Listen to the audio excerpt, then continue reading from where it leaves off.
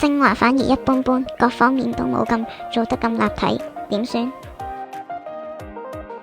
精華3內綠爆料。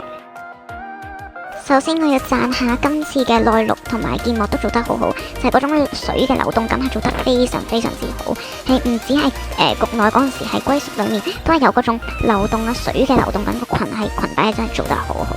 到局內嘅特效啦，同埋效果整體都係唔錯，好多泡泡嘅特效，但係唯一唔好嘅地方就係嗰個褲其實係好礙眼，係破壞咗嗰個美感咯。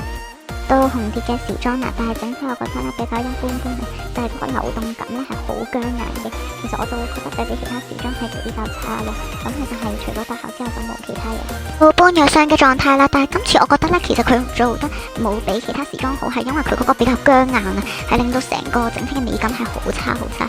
並且雖然個面具係做得比較嚇人，但係其他係冇乜驚喜感。最後就係慈善家嘅時裝，今次我覺得呢一個最靚就係呢一個，咁整體嘅時裝服飾啊都係唔錯嘅。